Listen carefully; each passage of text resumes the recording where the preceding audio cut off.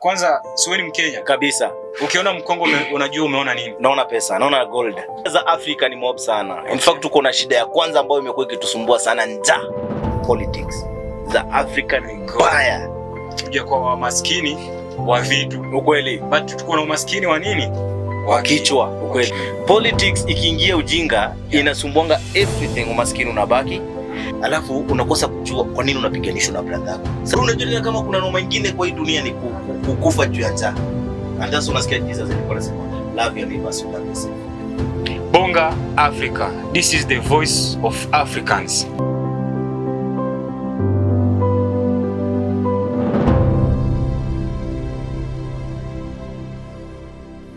Bonga Africa. This is the voice of Africans. Na leo tuko hapa tunataka tuongee 1 2 3 about stories za Africa. Na leo tuko hapa na mse, karibu sana. Yes sir. Welcome. Karibu. Asante sana. Nimeshukuru sana. So nataka uji-explain wewe mwenyewe. Yes sir. Mimi najulikana kama CEO Shizo Records, tunafanya mambo na ngoma na vitu zingine hapo ndani, production, everything we do. Thank you so much. Na leo tunataka tuongee shida za Africa in short. Na hebu tu explainie kwanza. Tutajie kwanza shida za Afrika unajua wewe. Shida za Afrika ni mob sana. In fact tuko na shida ya kwanza ambayo imekuwa ikitusumbua sana, njaa. Njaa inasumbua sana Afrika. Hebu nisikukate kwanza hapo kwa njaa. Njaa. Unasema njaa? Njaa. Hebu guys. Njaa imesukuma wa Kenya, imesukuma wa Afrika vibaya sana. Guys, hizi tulemea kweli Afrika. Kabisa. So acha tu solve hii shida. Hebu sema shida zingine unajua ni gani? Shida ya kwanza ni njaa yenye nimetaja. Shida ya pili kitu kinajulikana kama magonjwa inasumbua sana Afrika. Kitu ya tatu na ndio stress. Politics za Afrika ni mbaya sana hiyo. Uongozi wa na hizo vitu zote zinakuwa combination ya kitu inajulikana kama umaskini. Umaskini imesumbua Afrika inaleta. Hebu acha tuanzie hapo kwa umaskini. Umaskini ndio watu wanasema, hiyo ni kusema ya watu. Kweli. Personally mimi naona Afrika hatuja kwa maskini wa vitu. Ukweli. But tuko na umaskini wa nini? Wa kichwa. Ukweli. So imagine nchi kama Kongo. Ukweli. Kwanza siwe ni Mkenya kabisa. Ukiona Mkongo unajua umeona nini? Naona pesa, naona gold. Nasikia hizi story. Hebu Kongo wenzangu. Tuko Kenya lakini wakituona wanazania wanaona ni gold. Ni gold tu. Hata ukivaa ka kitu ka ring tu kidogo wanaona ni gold. In fact tunakimbizwa sana. Sasa imagine na wazungu wanasema si ni maskini. Sasa umaskini wetu tunataka tujue leo umaskini wetu unatokana na nini? Umaskini wetu ni mkubwa sana. Kwa sababu kitu ya kwanza hatuna ile, tuko na resources za kutosha. Kama ni kubarikiwa na Mungu tumepewa. Unajua bakarabas tuko nazo tu hapa Afrika. Imagine zote. Unajua Kenya bado, unajua tu Afrika bado tunatoa nini? Hizo ndio tunatengeneza, kuna mchanganya natengeneza mambo ya battery za simu. You know that? Kongo iko huku. In fact kwanza Kongo, umetaja Kongo nikakumbuka. Kongo iko na madini over 1400 zinatolewa hapo ndani. Madini tofauti. Mpaka za kutengeneza bomb. Ile unasikia inatengeneza nuclear bomb. Imagine. Kuna kamchanga kanatolewa pale. Sitataja sana. Inaitwa uranium. Uranium iko Kongo. Iko Kongo in fact. Sasa ukikuja kwa percentage ya Afrika, Afrika iko na good resources za kuweza kukabiliana na zile umaskini zenye ziko. Lakini shida tuko nayo ni politics ikiingia ujinga inasumbuanga everything, umaskini unabaki. Alafu sasa kama kuna shida nyingine kubwa sana inamaliza Afrika, ile desert yenye tuko nao saizi si kubwa sana. Huwezi linganisha na nchi kama zenye ziko kama Israeli wapi hizo nchi. Percentage 100% wote ni unapata ni desert. But wako mpaka na chakula ya kuja kutupatia. Unaona kale kaibu?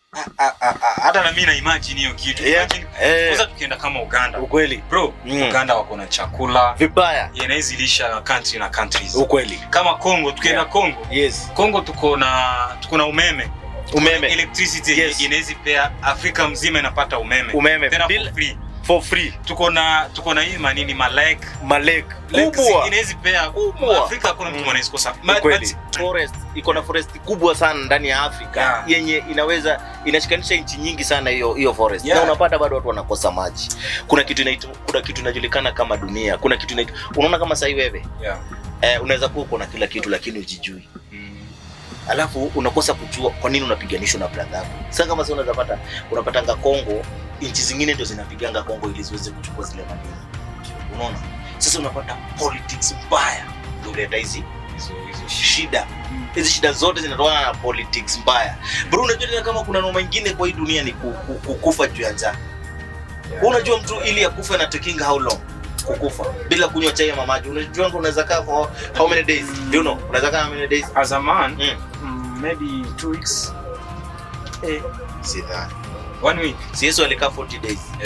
Ili akufe. Yesu ni Yesu. Kwani Yesu, unadhani kuna guys hakuna Yesu mwingine kwa hii dunia na hata kuanga. Ona umse.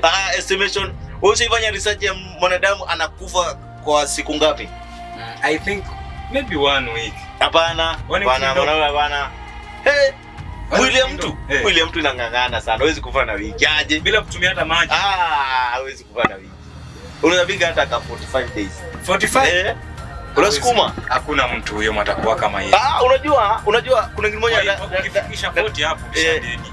Because hata na mimi nakumbuka wakati nilienda visit my refugees, manzi watu wanateseka, watu wanakufa kweli. Imagine chakula ya miezi 2 chakula unaweza tumia kwa wiki moja. Sasa ku maintain hiyo chakula itawezekana. Ni lazima sasa ukaze tumbo sasa. Yani njaa ndo anakuwa best friend yako. So Africans, as Africans. Sasa unajua ili ukuje ukufe, unakuwa umekunywa maji, umemaliza, umekula majaribu kula mawe, umeshindwa, umekula mti, umeshindwa. Kila kitu umejaribu kungangana kukula, umeshindwa. Sasa inafika mahali sasa unajikuta umekufa. Ukufange juu ya kupenda. Unakufunga juu ya kungangana ndio unakupatia 45 days. Hakuna kitu inakuzingira yenye inaweza kulika uwezi kula. But wakati umesema hiyo story tunangangana kukula miti, kula nini? Nakumbuka hiyo story wakati nilikuwa kwa desert inaitwa Turkana. Manze mimi nilikuwa naona mbuzi juu ya kukosa majani na kula plastic. Inakula plastic, inakula cotton, inakula everything. So as Africans, hiyo challenge imekuwa sana njaa imekuwa ikisumbua sana Africans. That's unaona Africans tumekuwa na hiyo shida za detective. Kwa hiyo ndio inasumbua wasee sana. Ndio nakatalia lakini ana vision, ana agenda. Hayuko ako tu lakini anakatalia na hakuna vinyo anaweza saidia. Kwa sababu unaona kama sasa tukisema twende northeastern ama hizi areas zenye ziko na njaa sana. Hizo areas zikipatiwa watu wenye wako na kuna watu wanaweza invest huko na zitoe mchele mingi sana na chakula mingi sana. But sasa unapata capacity ya kufikiria kwetu kama Afrika iko chini. Whereby sasa vile mtu anaweza kuwa kifikiria venye area kama inaweza develop, unafikiria venye sasa unaweza enda huko uibe, uchukue ng'ombe za watu, uchanganya watu na ukora, unaona? That's why we have those problems. And that's unaona maskini unafanya mpaka mtu anakufa juu ya njaa. Na hakuna shida kubwa kwa hii dunia kama kufa na njaa. Unakuanga unaonanga yani sijui vile naweza explain. Sijai kufa juu ya njaa ama nikakaa for long bila kukula, lakini wapiga tu hesabu kama sasa unaweza kosa chakula, itafika aje jioni mpaka usiku ujikute hauna hata food. Utafeel aje? So ukweli ya kwanza ulisema njaa, ya pili umesema dictatorship, yani dictatorship mbaya. So uongozi wetu wa Afrika, mimi naona ukweli US sasa president wamefika kwa president wa mbali na but imagine wa Afrika sasa hivi tungali kwa president wa 3, wengine wa 5 ukweli. So mimi nakwambia hiyo kitu dictatorship inatokea wapi na aje tunaweza solve as Africans? Africans tuko na utamu wa uongozi, hiyo magari, pesa, na mamlaka, na uwezo zinafanya tunakuwa wajinga. Unasahau ya kwamba hata mtu mwingine bado anaweza pata nafasi na akakuwa na akili na idea kukushinda. Dictatorship inaletwa na wale watu bado wamekuzingira, wanakufanya ufeel hata wanakuambia unajua huwezi anza kusumbua kama watu wengine wamekuonyesha. Wale watu wamekuzunguka wakikuonyesha wacha tuendelee kukula. Bado kuna venye huwa wanakudefend ili uendelee kukaa pale. So Africa iko na watu ambao wanajijua sisi tukiwa na fulani na tukae tu na yeye tutaishi for long na tutaendelea kuwa na hiyo dictatorship. Sasa unapata hakuna vision, hakuna agenda, lakini msee anasukuma tu ukati hiyo maisha, anasikia tu niko poa. Kwa sababu watu wenye wako nyuma yake wanamfanya tu asikie vizuri kukaa pale. And that's unaona hiyo dictatorship inakuja kama hali ya baadhi. Sasa unapata raia wengi wanafanya kitu wazee wamekalia wamekalia na wanaendelea tu kwa sababu ya hiyo. Na that's unaona inaleta umaskini kwa sababu unaona kama sasa wewe ukikubali mwenzako, and that's unasikia Jesus alikuwa anasema love your neighbor as you love yourself. Mradi utaona bado nikimleta mahali tunaweza saidiana. Huyu anaweza kusaidiana idea fulani. Unaona? Sasa wewe idea yako ikienda miaka 5, mwingine kuja miaka 5. Hiyo ndio inaitwa development. Lakini ukilalisha akili moja. Na mimi naweza ambia watu hivi Afrika tuko na shida. Siku zote mtakubali kuongoza na watu wamefikisha 70. Siwapiki na sina ubaya na huyo mtu. Lakini huyo mtu akiingia pale huwa anabadilika kuwa kama mtoto. Na mbona wanasemanga wise man never judge wrongly. Yaani hao watu wenye makomaa ni ma wise man. Si wa wise. Hata ukiangalia watu wengine hapo, watu wazee wanakatalia shamba sana. Si kuna watu wazee wanakatalia? Ndio. Unang'ang'ana unaona. Kuna reason zingine unaweza angalia hata mzazi wako mzazi wangu sasa amekuwa tu mwana. Ameshafikisha 90. Hataki kuachilia kaka gari. Hataki kuachilia kaka shake. Amekazana. Unajua kuna kitu moja nataka ujue leo. Siku ile ulikuwa class 3. Ama class 4. Ulikuwa unaulizwa uko na how many years? Unasema? Nasema niko na 20. Unataka kujifanya wewe ni mzee. Ni kweli? Ndio. Siku ile ulianza kuzeeka, ukiulizwa how many years unasemanga niko na 30. Sasa unajua uko na 45. Sasa unajaribu kujirudisha mdogo. Sasa mtu wa 70 ukijaribu kumwambia ni mzee, anakasirikanga style nyingine. Kuna ile kukasirika. Atakangi. Sasa unaona ukiambia huyo mtu ni mzee atoke kwa akili. Anasikia unamuudhi sana. Ndio anatengeneza mechanism ya kuendelea kukaa. Sasa unaona Afrika yenye tuko nao sasa hizi tukiongea itaendelea kuwa na shida kwa sababu venye mzee anaendelea kuzeeka ndio anaendelea kuwa na ujinga. Anaendelea kukatalia, anaendelea kujishikilia, anaendelea kuona mambo. Hata kuna kitu moja nataka kukufunza leo. Mtu yoyote ako na 60 kwenda juu. Akiangalia maisha yake anaonanga sasa imefika mwisho, ana kwa kuenda ana kitu kingine. Ukimweka kwa ministry yoyote wizi Africans, mimi nataka niwaambie kitu. Hebu tuache wivu. Kweli. Because wewe imagine umepata job. So umepata job. Kweli. Hauwezi weza ifanya. Na unajua mtu anaweza weza ifanya. Kweli. Na unakataa kumconnect. Unaona sasa na uwezo weza ifanya. Na wewe mwenyewe uwezi fanya. Percentage ya wivu ya Afrika iko juu kuliko vitu zingine. Kama saa hii ile kitu inaniudhingi sana na Afrika sana. Sasa hii mtu akona anaweza Africa by the way imetoka ideas more. Kuna mpaka historia stima, gari za stima. Hiyo story kutoka hapa. Sijui kama unaelewa. Kuna vitu vingi. Hata ndege kupaa, tuko na wasi wamejaribu kutengeneza kanaitwa ka helicopter. Kuna mseli tengeneza ka helicopter. Hata ngoja kalifika mahali kakaenda chini. But sasa hizo ukimtafuta na kuambia for sure utampata yuko Kenya. Ako nchi kama Russia, Israel, ako nchi kama USA. The big problem ambao tuko nao Africa ni mtu mwenye amekuja na idea. Hakuna kale ka ujinga nionekane na wazungu wakuja waninunue ama wanichukue niende nao. Unaona? Haya, alafu tena kuna shida moja, naweza walaumu sana kwa hiyo kwa sababu wanapenda kununuliwa waende. In fact watu wenye wako na idea. Unaona, unajua karibu dini mzima ya America, US unapata ngano Afrika. Wenye unajua unatengeneza mpaka hizo nuclear. Ndio. Ni watu wako na nguvu na uwezo ambao walitokanga Afrika. Unapata America, nchi nyingi mpaka hiyo unasikianga inaitwa kama China. Imetengenezwa sana na Afrika. Na unajua the big problem inatokanga wapi? Afrika ukishakuwa na idea, utailetea hiyo idea. Kama Afrika, unaanza kungangana venye utatoka nje juu ya pesa tudogo. Alafu ile hivi tuko nayo. Unajua sasa Kenya, unajua Afrika bado tu ndio iko na zile mauchawi mingi. Of course. You know that? Ukionekana unaweza tokea, unaweza tafutia tu njia. Tuko na na shortcut ziko. Shida za Afrika kuzisaidia bado ni ngumu. Tuko na idea, tuko na skill, tuko na everything, tuko na watu wamesoma sana, tuko na watu wako juu sana Afrika. But tena Afrika au wenyewe hawezi jisaidia. Hawezi jisaidia kwa sababu hata na mimi naweza explain hiyo why. Because unajua sasa ukikuwa na idea. So kwa mfano sasa uko na big idea. Good. And then hiyo idea unajua itakuomosha. Ni kweli. Unasema nikishare na hiyo idea na Mkenya mwenzangu kweli anakuiba idea. Good. Yanaenda omoka, unabaki down. Unabaki ukiwa chini. Unaona? Na kitu kingine yenye iko kama vile unaona kama hatupendani. Unaona kama sasa wewe umetoka mtaa gani? Kibra. Kwa motherland yako. Kwa motherland Nyahururu nini Thika ama Kiambu. So ukitoka kwa Kiambu. So umetoka Nairobi. Nairobi umekuwa msele mbaya sana. Kweli. Alafu ukifika huko bro, kuna watu wengine watakucelebrate wanakufurahia baadaye wanafurahia. Ukweli. Ni kama watu wengine watanifurahia. Wengine watafurahi. Watafurahia kwa macho na mdomo. Kwa roho. Wanaisema ufala amesucceed aje. Sasa tumuue ukweli. Unajua hata kuna area zingine huwezi peana pesa.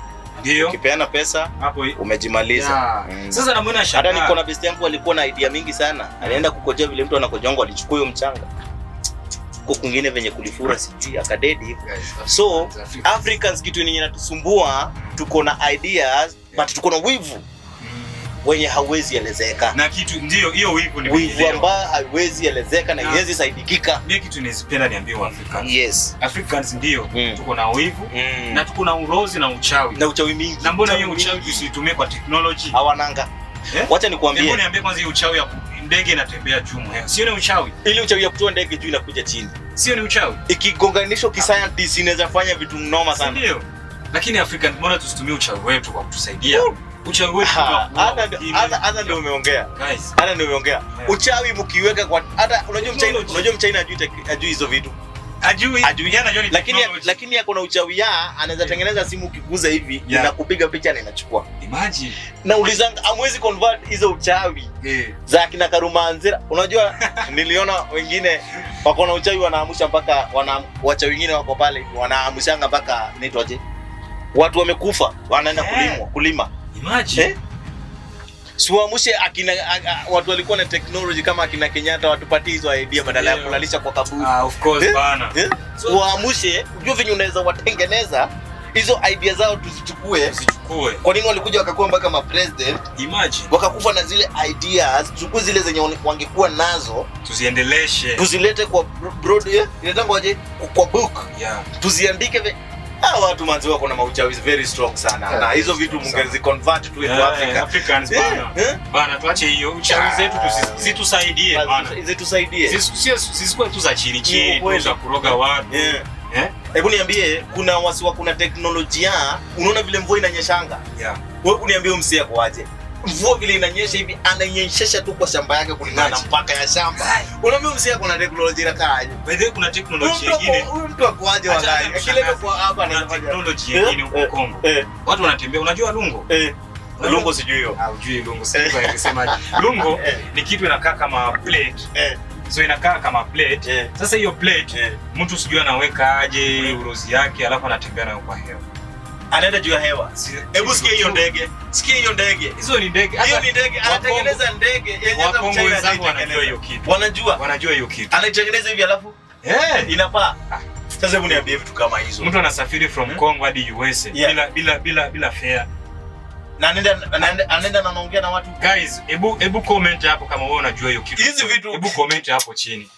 Hizi technology watu wako nazo, tunataka mzi-apply kwa kazi. Ndio. Ziletee wa Afrika. Wazungu hawawezi tufikia. Wazungu hawawezi tufikia. Si tuko juu. Mzungu ajui chama. Ajui, anajua ni technology. Yeye anajua aende Kongo achukue hiyo mchanga, atengeneze betri ya gari, atengeneze nini, atengeneze simu, akuje polepole nayo. Lakini tuko na mtu wako hapa tu hii Kenya. Anaamsha maiti. Imagine. Na inaongea. Kuna mtu anasimamisha gari inatembea. Gari mtu anaenda mazishi gari inasimama. By the way, kwenda gari ya chuma, jamaa anasimamisha na hajatumia brake. Imagine. Anasema hii iendi. Kongo nako kuna mzee amesimamisha ndege hivyo. Afrika mko na mambo bana. Alafu tena Africans kuna hii kitu tuko nayo.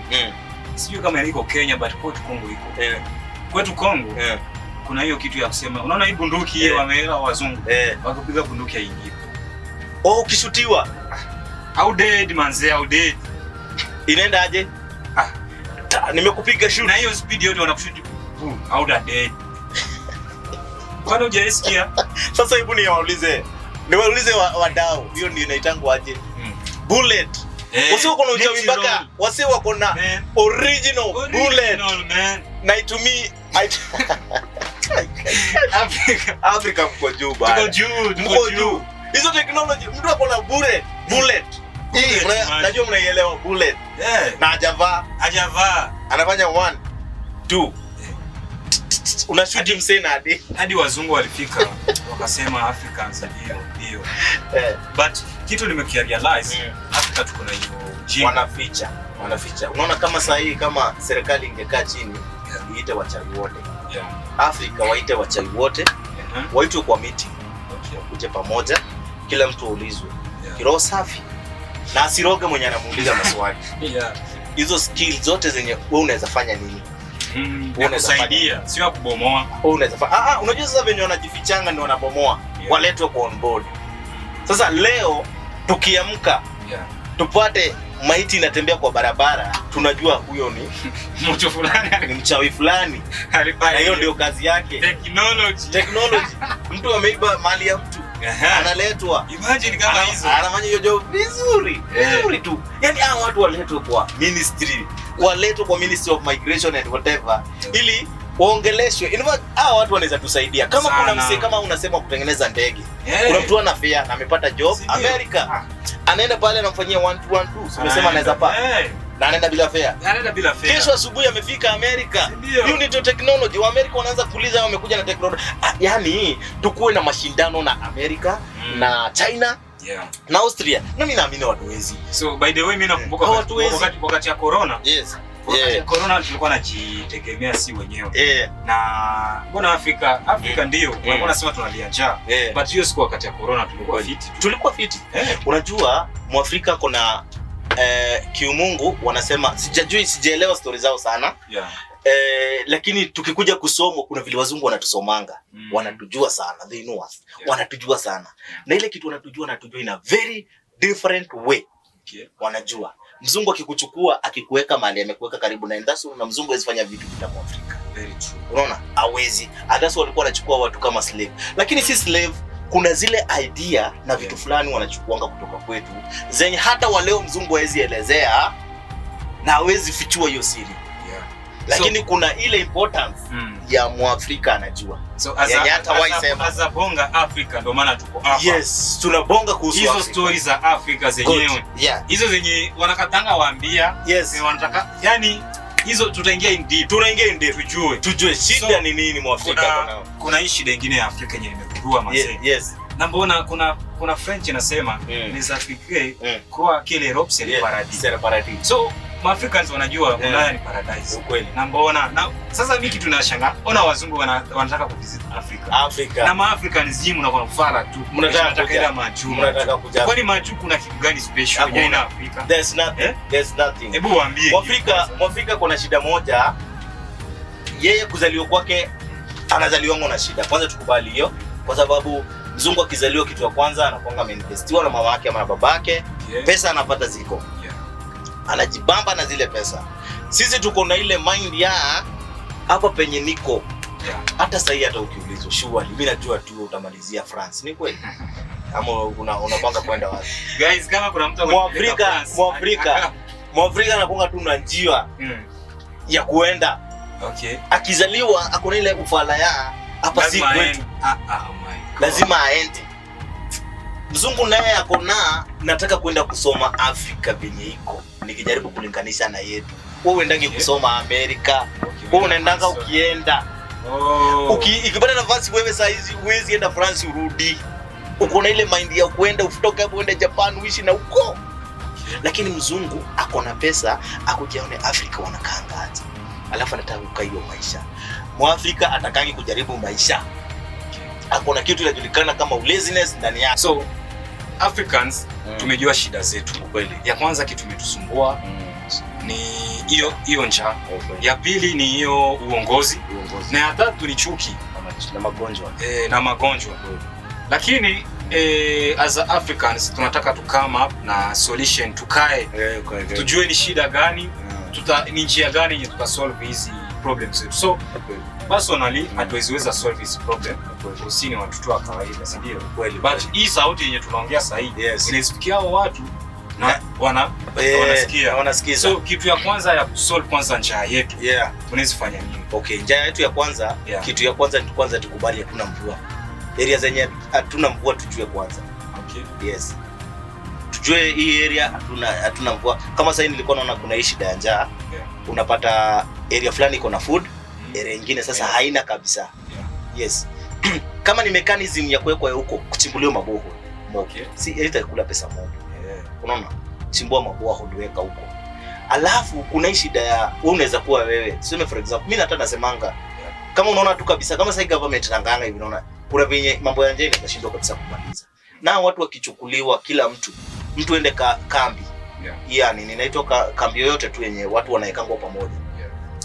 Ile kitu naonaga inaweza maliza sana siku njaa. Kama wewe tuseme for example, unajua kuna mtu ako hapa tu hizi area. Kabati yake imejaa chakula. Imejaa kila kitu. Kama government inaweza kubali ikupatie mtoto, unaandikisha mtoto fulani. Unaenda unachagua, unataka mtoto fulani, unataka mtu fulani. Watu wakuje wakama na kina kitu moja, idea moja, sema njaa tutaka kuifanya once and for all, tuimalize. Wewe unaenda Turkana unasema mimi nataka kwenda Turkana niangalie naweza adapt watoto wangapi. Ama naweza saidia watu wangapi pale. Unachukua mtoto, unachukua nini? Wakuje uchukue. Haya, unaweza enda pale. Unajua kuna mtu wako na doo hapa na ana mwanamke. Ndio. Unaona? Na pale Dadaab kuna wasichana wako pale. Ndio wako. Enda uongee nao. Kuja unaweza wa msichana apate nafasi, watu wajaribu kuengage pamoja. Lakini na wasikuwe na kitu inaitwa wivu. Watu wanakataa cause unajua ukishachukua mtu mwenye ako kwa hiyo njia hiyo, unapenda mtumie. Hiyo ndio shida. Unapenda umfanye yani ili mtumwa wako kweli. Mradi tumekosa sasa ile love. Ile love, uone tu ni ndugu yako. Kwa sababu kuna watu wako na mashamba kubwa sana. Kama Afrika unapata mtu wako na karibu 200 hectares na kuna watoto wawili. Alafu na wewe hauna hata 100. Hauna hata 100. Unaona ile kitu inatusumbua Afrika ni ile kujipenda. Kama watu kama hao unapata mtu kuna chakula zimejaa kwa store. Lakini hata ni area pay umbwa lakini asipatie mtu. Bro, mimi nilikuwa nasema hivi, kama ni viongozi wakijaribu tu kuhubiri mambo na mapenzi. Unasema fulani kama ni area yetu. Wadau tufanye hivi, niko na watoto 10 hapa. Baba yao alienda akawaacha kwa sababu watu wengi sana unapatanga ni vita, watu wamekufa, watoto ndio wamebaki. Nataka tugawane tu watoto. Nani yako ready kujitolea kusaidia watoto? Na isikuwe wa kuwatumia. Kama serikali tutakuwa tukienda tunaangalia vile hao watoto wanaenda. Wakishamaliza kukua, sisi kuna vile tutakuwa tukiwasaidia. Unaona inja unasikianga iko Turkana, ile nje unasikianga iko unasikia iko Sudan, ile nje unasikianga iko Egypt. Hiyo shida yote combination, hiyo shida ni kitu kidogo sana. Kwa sababu acha nikwambie, isipokuwa ni uongozi mbaya na watu kutojijua na kutojielewa. Wacha nikwambie ukweli, hakuna mtu Mungu alileta kwa hii dunia ateseke. Lakini hizi uongozi mbaya, kutojijua, watu kujipenda, unaona ndio inafanya hizi shida zote. Kwa sababu imagine mtoto wa ndugu yako anaweza kuwa huko Dadaab anakuwa na shida, na wewe ni milionea. Wewe uko na do, wewe uko na uwezo na uko na kila kitu ya kufanya, chakula si kitu. Lakini mtoto mmoja hivi kusomesha hata ndugu yako unasikia kusumbua, unasikia wivu, unasikia vibaya, unaona sijui wenyewe. Sijui, I think kuna kitu moja sijui sijui kama kunaweza tokea wachawi wao wenye tulikuwa tunaongea kuhusu. Mwenye anaweza ondoa tu wivu hata kama inaweza chezea tu 30%. Juu sasa ni kama inakuwa imefika 90. Inatolewa 30%. Inaweza kuwa tu sawa kwa sababu wivu tu ndio inafanyanga uone shida zote tuko nazo na kujipenda. Kama sasa unaona Cristiano anasema hiyo wamekuja kujenga Nairobi, wamekataa kujenga kwa. Na shida ni nini? Pesa zote unachukua unaacha watu wakufe na njaa. Pesa zote umechukua utaki watu wengine wakuwe mbele. Those things are the big problem. Wivu utakikuwa na kimya kisonga. Unasikia vibaya. So Africans tunasikia hiyo shida ya kwanza inaleta umaskini. Hatuna peace, hatuna love. So we must love each other the way unajilove. Because hawezi kuwa fridge yako imejaa food alafu mwingine amelala njaa. Naona kweli hiyo kitu na make sense. Haiwezi work. So by the way guys, next time as a Bonga Africa tuko na plan tuwazitembelea watu wa street, watu wenye wamelala njaa, tujue challenge ni gani, aje tunaweza wasaidia 1 2 3. So itakuwa kitu ya muhimu sana. Na kitu ya pili wewe mention hiyo uongozi, dictatorship ya Africa. Kwa kuachilia historia dictatorship, mimi naweza ambia mapresident wenye wanafanya ni wako na hiyo shida na anasikia zitokea mamlaka, si ndogo ya kutokea mamlaka. Tunafanyanga nini? Unachukua mtu wa kusi kabla yako, mpenzi wako, una mentor. Una mentor, unakuja unaacha uongozi kwa usafi. Ukishamaliza hivyo, huyo mtu atakulinda. Kwa sababu kuna kitu inaitwa fear presidency. Ukishakuwa kwa kiti ya president, ile maovu na ujinga kwa watu kufanya nini, vituko nyingi zinakufanyanga siku ile utatoka kwa kiti unaona watu watakufuata. So uko na hiyo uoga, ile fear, unaona? So the only thing unaweza fanya ni tafuta mtu ambaye na make sure intelligent wako hawajajua hii story. Na watu wenye wanakusurround na sikwe wenyewe, na usiweke brother zako. Mimi naona hiyo haijakuwa kusolve hiyo issue. Itasolve hiyo issue ni lazima ufanye mazuri. Hata ukitoka ukikwata raia, si unakuwa tu mtu wa kawaida. Bro, kuna mtu tu hawezi fanya mazuri. Kuna mtu ameumbwa kwa hii dunia hawezi fanya mazuri. Kazi yake ni kuiba na kuua. Hawezi geuka kwa hiyo. Kuna mtu akona ile tamaa. Lakini sasa ile tamaa yake tena inamfanya kuwe na tamaa asitoke pale, endelee kuiba. Alafu tena kuna ile pia nisitoke nitaona shida. Kama wewe saizi hata nikuulize, hata wewe saizi. Ukijua nikitoka kwa hii kazi nitaenda kuteseka. So utailinda na njia zote. Hiyo ndivyo Afrika, hivyo ndivyo Afrika president wako. Na president saizi kumtoa kwa kiti inakuanga shida. Lakini president unaweza toka kwa kiti. Very easy. Unajua ni aje? Tafuta mtu huko chini, sponsor akuje.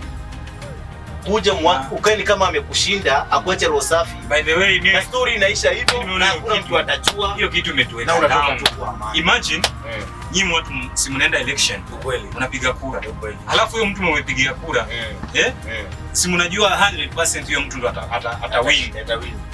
Na yeye ndo ana fail sasa. Huyo mtu mlikuwa expect hata kama ni kwa president. Kweli. Unasikia hiyo mambo. So Africans hiyo dictatorship. Sasa unaona hiyo dictatorship, mtu akitoka wanakuliwa na kansa. Unajua kansa ni kama ugonjwa imeletwa tu ya kufinya watu. Si ndio? Wanasumbua sana na kuongako na hiyo. Sijaijua ni kwa nini, lakini sketi mshtuko wa moyo. Mshtuko wa moyo, vitu kama hizo sasa zinaanza kukula uchungu wa kila miaka, kwa sababu wewe mwenyewe unajua mambo ya dunia ni hapa tu. Yes, Mungu anasema labda Afrika tuko na hiyo shida na hatujui ni siku gani hiyo shida inaweza isha. But tuko na suluhisho. Tafuta mtu, mpatie chini ya maji, toka, jifiche, potea. Bonga Africa. Bonga Africa. So